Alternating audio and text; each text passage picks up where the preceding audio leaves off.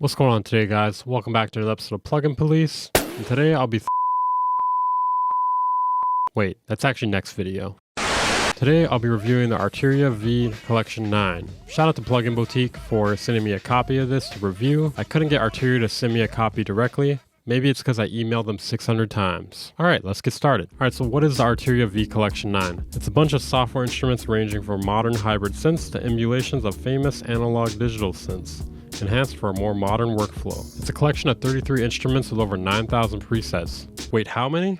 Obviously, it might be pretty impossible to accurately review this many instruments and presets, so I'm going to mostly be focusing on the new ones. I'm also going to give my opinions on the older ones as well too, but just not as thoroughly. God help me. I'm going to try to keep this video as straight to the point and as watchable as possible. Alright, so it has an intro price of $499. And a normal price of $599. Relax, I know, put your pitchforks down. It's pretty expensive, but it's also because it has a very large amount of instruments. This is not something to take lightly. Some of them are completely unique, such as augmented strings and augmented voices, and some are emulations of old analog and digital synthesizers, such as the semi-modular Korg MS-20 and S880. Some of the synths purchased by themselves cost about $200. Damn, son. I mean, if you divide it, 500 divided by 33, that's like $15 a plugin, right? They don't call me Weaver beats the shit out of his math teacher for nothing.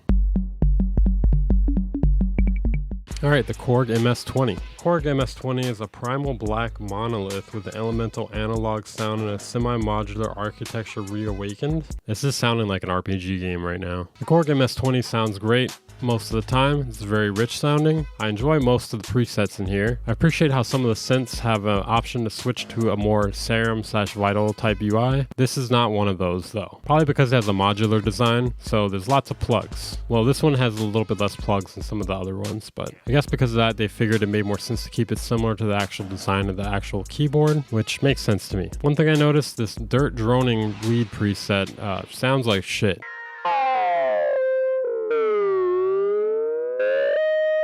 No matter what you do to it, it sounds distorted. I took off the distortion.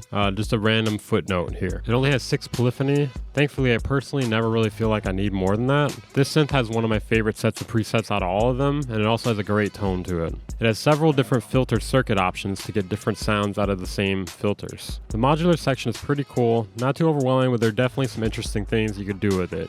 Gonna require some trial and error or some thought. It's nice how the effects also have presets as well. It's a big time saver. It'd be nice if you could swap around the effects easier though on this synth, maybe by drag and dropping them. I give this synth a woo out of 10. The SQ80, hybrid lo-fi crosswave synth fusing thousands of digital waveforms. I think they wrote this wrong here on their website. There's 2 plural words after each other. In combination with crunchy analog filters. I think that's what they meant to say there. Crunchy, you say? Sounds delicious. This one also sounds pretty good. This one does have an option to switch to a more serum/vital UI, in which I'm being honest, I don't know if I'm just like a product of modern synthesis, but I really like that design sometimes, a lot of the times. Most of these synths have 15 or 16 effects. Some of them have less than that, but they all seem to have pretty much the same effects. One thing I really like about all these synths is they have this movement fader, which allows you to speed up the modulation on a bunch of things at once. It can allow you to change how the synth sounds very quickly. One thing I noticed about this one is you cannot change the waveform quickly unless you go to the serum/vital UI. The only way to do it in the normal UI is to click forward or backward, and that can be very slow. Okay, now we're going to talk about augmented strings and augmented voices. I had talked about the augmented string intro before on this channel, and I thought it was pretty good. Augmented strings, innovative instrument combining sampled strings with state-of-the-art synthesis and deep morphing controls. Let's do it, guys! Right. It's morphin' time! Augmented voices is basically the same thing, but voices combined with synthesis. I'll spare you the description. So both of these are pretty interesting. They do a very similar thing, combining voices or strings with synthesis. And this can lead to some very unique results, in my opinion.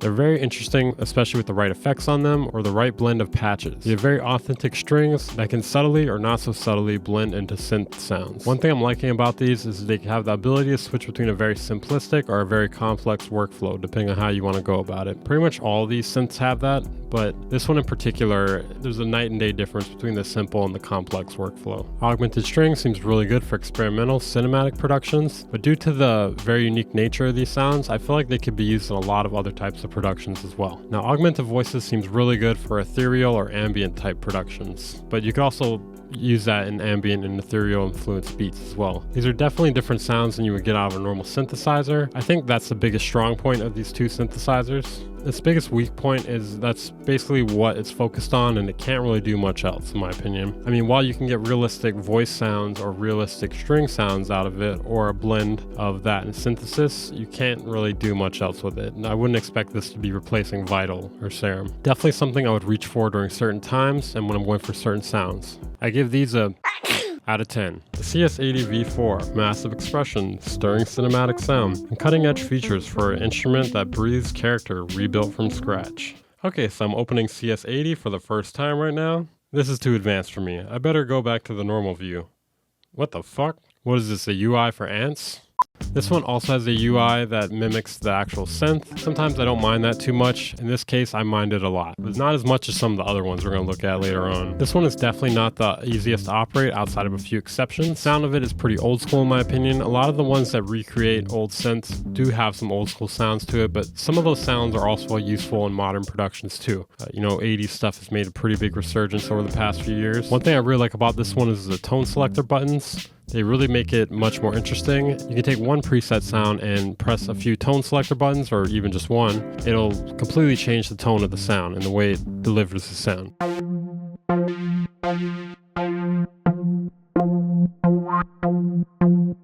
I would say this synth is not great for someone who doesn't have too much experience operating synthesizers. In fact, some of these might not be. Everything is labeled how it was in the old synth. Instead of writing filter, they write VCF, voltage controlled filter. FYI, my 4-year-old daughter walked in the room while I was demoing the synth, and she said, "I have better sounds than this at my mom's house. You can make of that whatever you want." The Prophet 5V, coveted king of analog sound design, tastefully enhanced and faithfully rebuilt as a standalone plugin for producers. In my opinion, the sounds of this one are a big hit or miss. Not really a big fan of the lead sounds for the most part. They're pretty synchy and harshy. I meant harsh. There was definitely a few presets I did like a lot though, but it did not outweigh the number of ones I did not like. Personally, I would not get this specific synth hoping for great pad or lead sounds. And the more I played with this one, the more I felt like pretty much all or most of the presets were kind of phoned in. Maybe these were just were actually on the synth, and if that's the case, then the guy who made the original synth kind of phoned in the patches. Prophet VS5.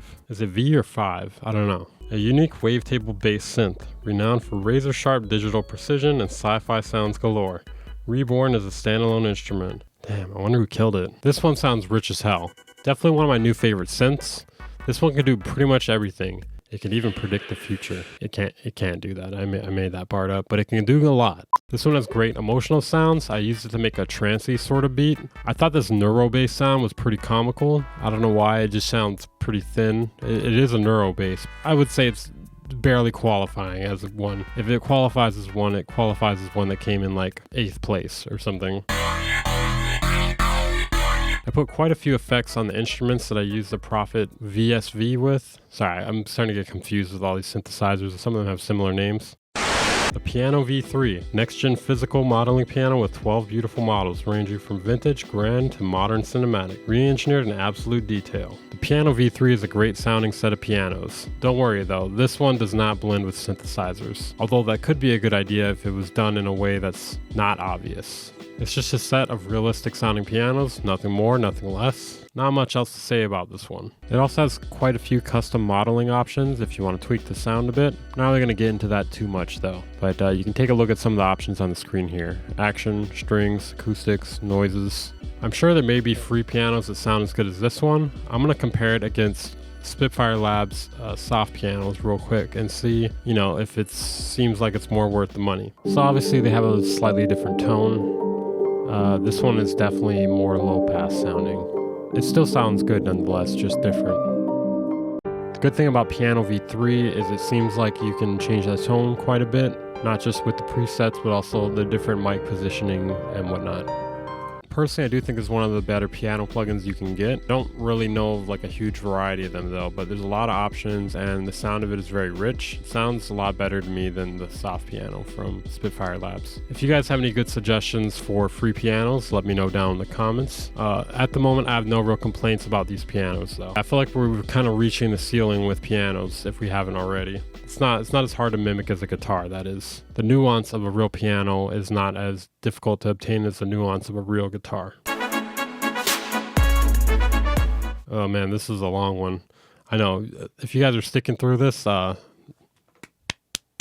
give yourself a round of applause, pat yourself on the back, get yourself a snack, and we're getting back to this. All right, Analog Lab 5. This is great because it's basically a condensed version of a lot of the best presets of all of these things within this bundle, all put into one plugin. So if you're too lazy to dig through all these different plugins, this is a great option. Definitely great for someone less familiar or trying to save time. ARP 2600V.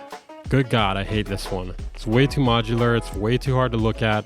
I don't want to look at it anymore. Get it out of here. It reminds me of the back of a Reason rack, but 20 times worse than that. Personally, I think the UI needs a complete redesign on this one. I don't know. I'm just not a big fan of like modular UIs. I just want to cover it up with like a sheet or something. That's much better. The B3V, it's a great sounding organ. I'm not the biggest on organ sounds, but if you need a ton of them, this has probably more than you'll ever need. Not sure how to say this one. I'm gonna butcher it though. The Buchlia Easel 5. There's no way I said that right. It's a semi-modular synth that's extremely hit or miss for me. It's somewhat difficult to operate, but it's nowhere near as bad as the ARP 2600V. Turn a few too many knobs on this thing and this will sound more fucked up than any synth you've ever heard in your whole life. The CMI-V. The design on this one is insane. I feel like I'm plugged into a heart monitor or something. You can click on the screen to zoom in on the settings, which is... I can't tell if this is a great UI design or awful. I think this is a great example of how UI design can go too far. There's no reason I need to be operating a Windows 95 CRT monitor. I get this is how this thing may have actually looked, but why do I, a cis white man in 2022, have to suffer as well? Alright, next, the CZV. This one has sounds that I feel like I could make on any other synthesizer. It didn't really seem too special. One sound I really did like on it is the talking phaser. The pad sounds are also pretty interesting, and boobs. Alright, the DX7, recreation of a famous synth, quite like most of these other ones, although this one's probably more famous than a lot of these other ones. I love how you can quickly swap around the routing. You can just click a button or two and boom, you got a whole new sound. This one also has an insane amount of presets, thank God. Thank you. This one I'm definitely going to keep in my back pocket for a rainy day.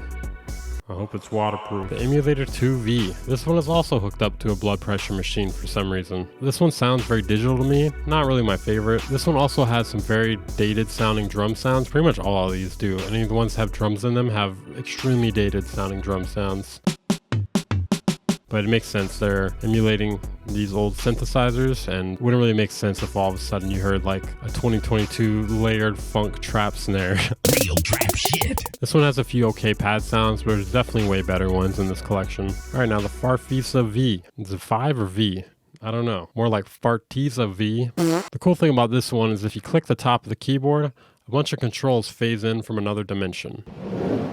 Not many other keyboards have that going on for them. This one actually has some interesting sounds. Not really a huge fan of this UI though. A little bit too realistic for me, except for the otherworldly dimension part. You know, I'm not sure anymore if this one's the Jupiter 8V or if it's supposed to be Jupe 8V, because I wrote down Jupe 8V. This one sounds very rich and ethereal to me. Maybe that's what they meant by the name here, and that's what they were going for. These presets definitely have quite a few unique qualities to them. I also would not mind sticking this one in my other back pocket. My pockets are getting pretty full here. Dang, are you happy to see me? No, I just got a bunch of synths in my pocket. I've been reviewing the Arturia V collection all fucking night. Dude, I'm only on M right now. I gotta get the Z. I'm going alphabetic if you haven't figured it out yet. Alright, the Matrix 12V2. This one is also very spacey. They could have named this one Saturn, and you could have pulled it over on me. I wouldn't have asked twice. I really find it interesting how many sounds they were able to get out of just 3 waveforms back then. It's pretty impressive. This one is also an interesting synth I like to revisit more in the future. I mean in the Matrix. I mean in the future. I mean in the present. The Mellotron V. I think almost everyone's heard of this one. Even my mom knows what this is. Hey mom, yep, I'm reviewing that one again. This is my first time reviewing it. Don't tell her that. Kind of blown away by the sound of this one. It has a very rich sort of tape sound to it, and you can swap in your own samples too. The effects give it a lot more depth than it would have otherwise as well. The Mini V3. This one is meant to emulate a Mini Moog. Holy shit. This one is really sick. This is probably one of the coolest old school ones. It does a great job at it in my opinion. I actually got to play a Mini Moog a few years back when I interned at a studio. And yeah, I was blown away by the sound of that when I tried it then. And I was blown away by the sound of this one when I tried it now. One great thing about this is not only does it play monophonic, but also polyphonic. Because the actual synth was monophonic, except for like a few recreations of it in the future and other software synths that did the same thing. The sounds in it aren't all particularly interesting, but the tone of this one is really great. It may have the favorite sound personally to me out of all of these analog recreations. All right, the modular V3. Let's see what this one's about. Nope. Okay, the OPXAV. Sounds like a Gundam model. This one doesn't blow me away too much, but I was also just demoing the Mini Moog right before this, so again, make of that what you will. Probably said that like 18 times in this review already. I may actually take that back though. There's definitely a few sounds in this one that are catching my ear. I hope they pass it back to me because I am now bleeding. Help. And there's also other presets in this one that make me want to move on to the next synth. The SEM V2. The sounds and presets of this one are kind of a miss for me. Throw it in the dungeon, boys. Next we got the Selena V. This one's great because it has a fold out advanced section. Although I do kind of miss the multi-dimensional advanced section from the other synth, but I guess a fold out one will do. The sounds on this one are great. Would definitely be useful for ambient music. Alright, Stage 73V. Recreation of a famous Fender electric piano. Not much else to say about it. Hey Rob! I'm gonna wake up someone in my house right now. They're gonna be fucking pissed. The Synclavier V. This one was mostly a miss for me. It's really great at creating weird sounds, and that's about it. The Synthy V. I absolutely hate the UI of this one. It makes me feel like I'm playing Battleship. This one actually sounds pretty good, but the UI is mentally ill, and it makes me mentally ill. The Vocoder V. This one's exactly what it sounds like. Fox Continental V2. This one makes me feel like I'm defusing a bomb that was placed in an organ. I didn't know I was just going to get up here and be roasting a bunch of synths tonight, but I guess that's what I'm doing. I kind of feel like we have enough organ sounds already, but you know, if that's your thing, there's more of them in here. If I found out the creator of this collection wanted to have sex with a bunch of organs, I would not be that surprised. Or modular synths. Alright, the Whirly V2. This one's a pretty great sounding electric piano. Another one. Each patch has a variety of settings and effects on it. I may be getting burnt out though, because I have no idea what to say about this one. And that's it. We're done. We're at the finish line. You can go home now, boys. I mean, leave them in the dungeon though, but you can go home. Not you, Steve. Not you, Rob. Alright, no one can go home.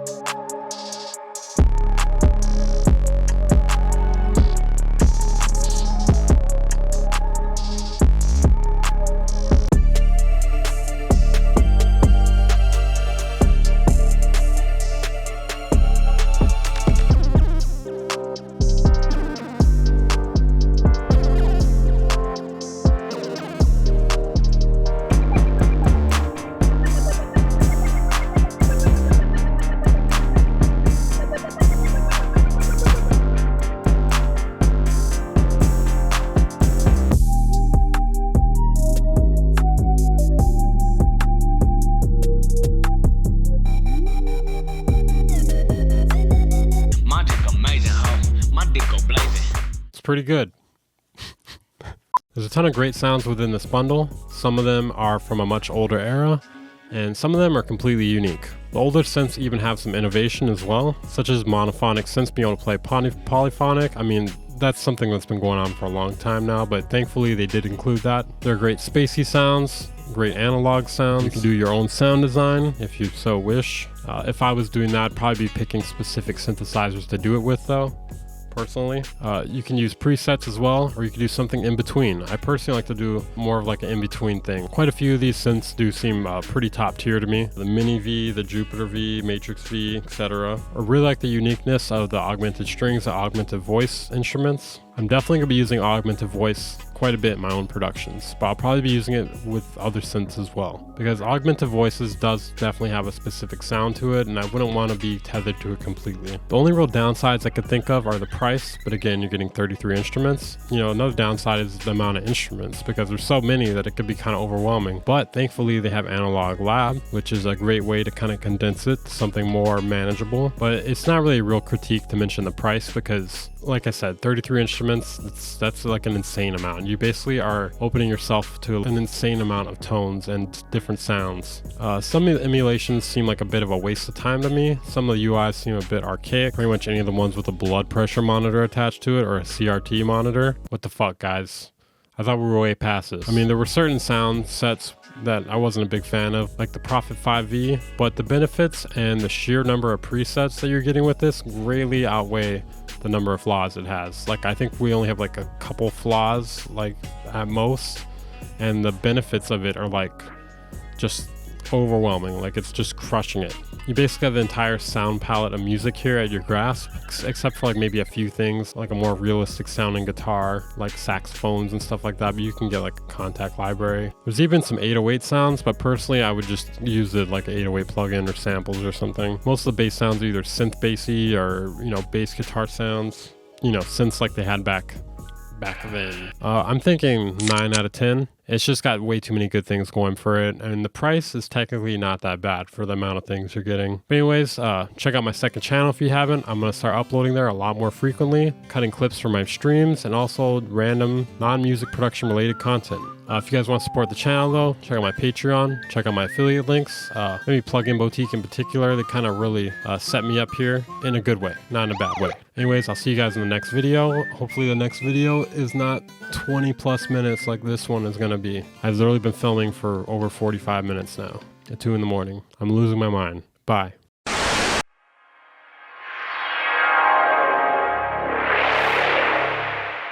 Band Incorporated.